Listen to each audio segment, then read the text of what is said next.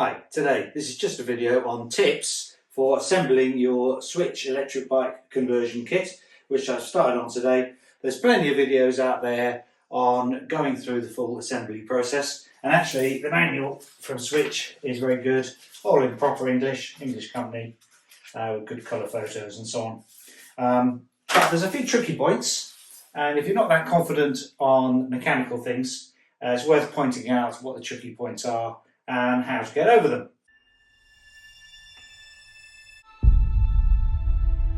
One of the tricky points is assembling the brake switches if you've got this as an optional extra, which is well worth having. Basically, this switch disables the motor every time you touch the brakes, otherwise there's a slight pause while it senses that you stop pedalling before it turns off the motor. The tricky thing is that this switch relies on clamping the brake cable as it goes through it. And you only get one brake cable, strangely, with the kit, which has got a nice welded end. When you first try and fit it, you think, oh, cable's not fitting. But you really have to give it a good hard shove, and then it does go through, and you can see that the switch clamps onto the cable, and you feel it switching off and on. The trouble is, if you try and reuse your own brake cables, like on this bike, it's got a crimped off end to the brake cable, which means you can't pull out the brake cable through the outer sheath, which you need to in order to install the switch, which means you've got to cut off that crimped end. And if you just use whatever you've common things you might have, scissors or side cutters around the garage, if you try and cut it off that way, you'll end up splaying out the cable and it'll then be impossible to fit. So to keep it neat, the only real way of doing it, I suppose you could plasma cut off the end or weld off the end, but a common tool is on an electric drill. Get one of these little diamond cutting discs, which is very cheap. Have a look on eBay. And what you have to do, mind your fingers, is hold the cable and cut it with the disc, keeping it on for quite a long time.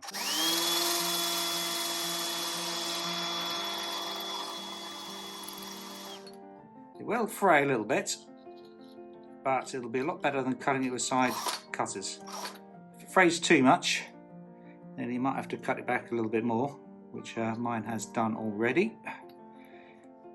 Let's just try that again.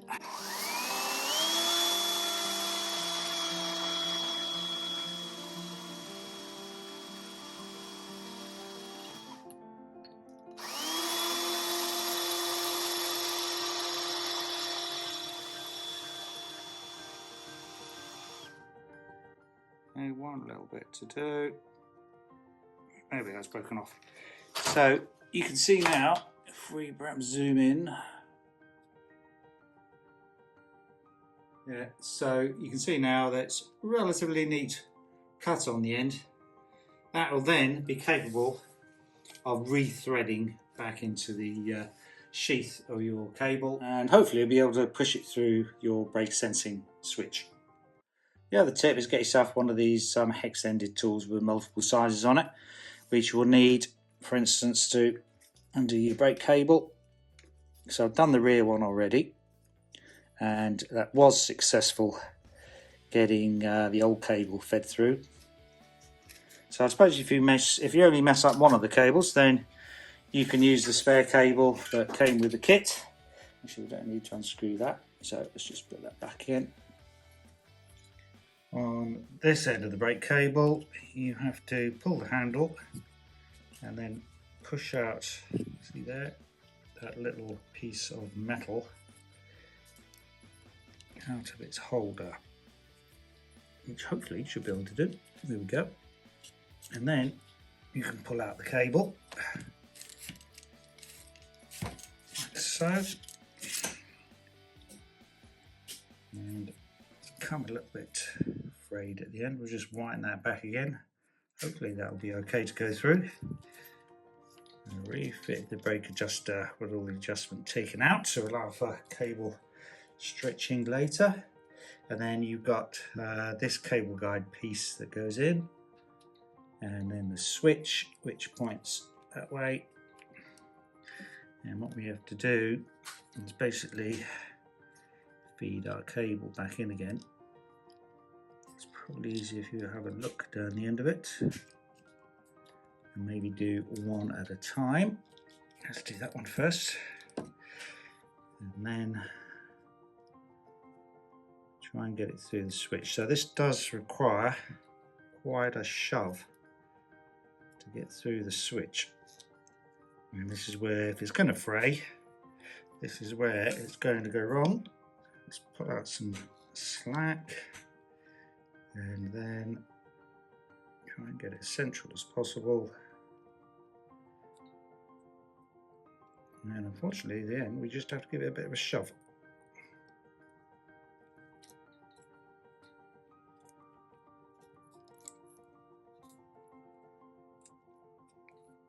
There we go. There we go. So that is now through without too much fraying. If there's a little bit, just wind it clockwise again. Move that back in, like so. Quite a push through that switch. So I'll have to do it in stages. And eventually it should come out the other end by the brake on the wheel. These are disc brakes on this bike. So to start with, you think the brake switch hole is just blocked up because it's quite difficult to get the cable through, but once you realise it can go through, then you realise it just needs a bit of a shove. Like that. At this end, that just feeds through that hole. The cable is to go through like that. Release that back again. Push this all in. There it goes like that. The rest of the cable pushes into the switch, and hopefully at the other end we then have the cable appearing, and we just have to clamp it with our bolt. Let's slacken off. So you have to get over that slot on this bike, and that piece goes over the top like so. It's also a matter of getting the right tension on the cable. So what you want to do is look on a disc bike, look at how the pads are coming in, lift up this lever until it gets to a position where it's just before the pads actually touch, and let's tighten that up, that's right, and then we'll do it up,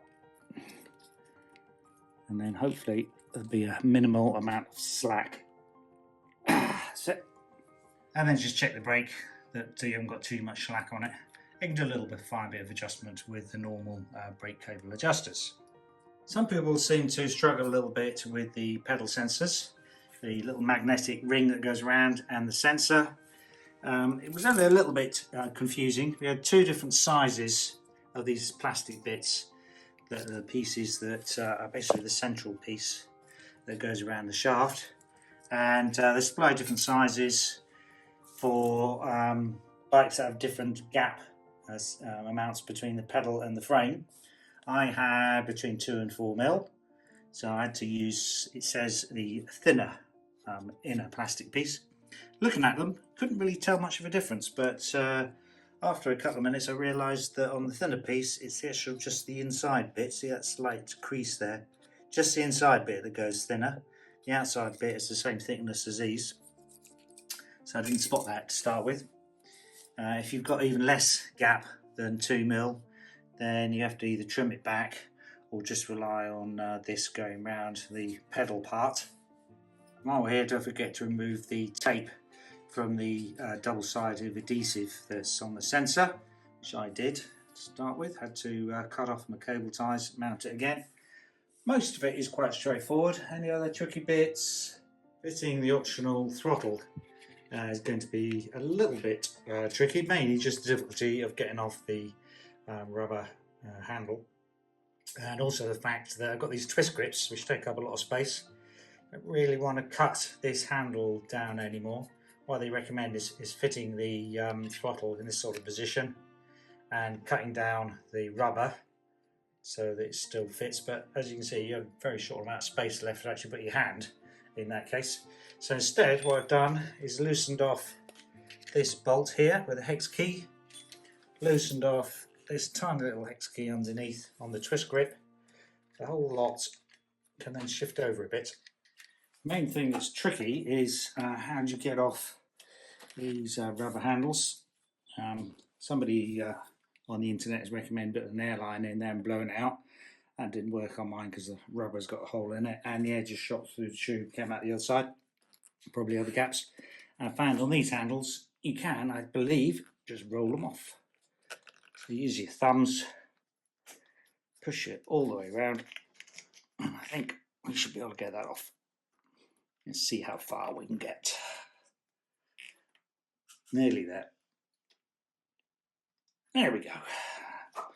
And after a bit of trying different positions, I decided for this bike, this was the best place to place the throttle inside of the twist grip, because if you put it there, the cable protruding end, this bit, was fouling against your grip as you tried to turn it, because it was basically here. So that's why it has to be in that position. You might find the same on yours. And the rubber grip on the end just more easily pushed on that it came off. Just got to reposition that bell a little bit, and that's quite convenient. So you've got a throttle there, twist grip, check that works still, and that's overcome that complication. So the throttle has to be tightened up with a little hex key in there, a little hex-headed bolt, recessed bolt. That's the one for tightening up your grip twist. And there's our brake sensor fitted. And all the cables plugged in. And that's it on a few complications and a few tips for fitting a Swytch e-bike conversion kit. As I say, there's plenty of other videos out there on riding the bike, testing it out, unboxing, and more full installation video. So there's no point in repeating all that. All I've got to do now is wait for my battery to charge up. And actually the final tip is what did confuse me to start with, is how do you actually turn the battery on. The instructions said press on that negative little section there, 1 or 0, or I mean negative or 1. But press it and there doesn't seem to be anything under there, which confused me for a little while. Actually, there is a switch. If you press really, really hard, you can actually feel you have to press a long, long way down. They recommend you could poke in something into the side, but you can't really see it. And probably if I unzip the cover, which I'm a little bit reluctant to do because it's a bit of a job to get back on again, you have to pull this material off, unzip it. And it's more of a problem getting it zipped back up again, getting this edge over the top, so you have to get a little knife or spatula or something to persuade it to get over the corner. And if you can get that cover off, then probably, maybe down there, you can see the switch. Yep, there it is. There's a little on-off switch, it's a little toggle thing, so off, on. It's obvious now you see it, but quite difficult to feel it pressing through this material. Quite difficult to see it through that hole as well. But if in doubt and you can't get your battery to work, that's how you switch it on. It did confuse me for a little bit, and I'm used to a lot of technology stuff. It's the only thing that could be a little bit better. You only have to turn it on once, leave it on. That's just for shipping purposes, it has to be turned off. And don't forget to keep your battery a full charge. Charge it up until the light goes green, which it has fortunately now. Press and hold that button to turn it on. It shows your battery level, your power level, which you can change by these up and down press buttons. It's under the material, we fill the buttons, so we're on maximum power. There's other settings you can set up for maximum speed and so on, and forward and reverse if necessary in the manual, which I won't go into now. Right, now that our battery's charged up, we might as well go over how we test everything is working before we go out on the road. So we lift the front of the bike up and test the throttle first of all. That's the throttle lever, which is good. And Next we use a bit of throttle, apply the rear and the front brakes just to make sure the motor cuts out. So keep the throttle on. When you apply the brake, it should cut the power.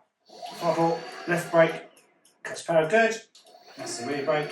And then the front brake cuts the power, good. And then before it applies the brakes. So our brake switches are working, the throttle is working. The only other thing we've got to test is that our pedal sensor activates the motor, which is a little bit more tricky. But now we've got to lift the whole bike up and try and do a little bit of pedaling at the same time. And there we go. That activates the front wheel when it detects that the pedals are moving. So everything's working, but you might as well finish off with a little ride. Whoa! Here we go.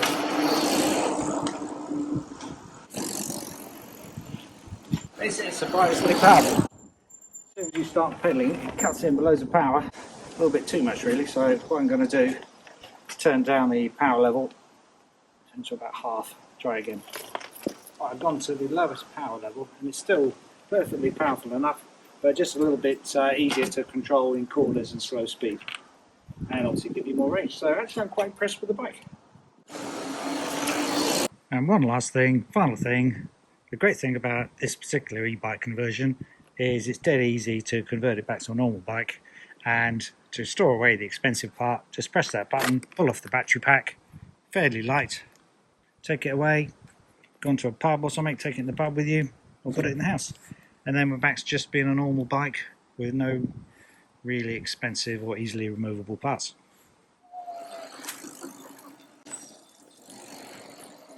That's it for this video. Thanks for watching. Bye.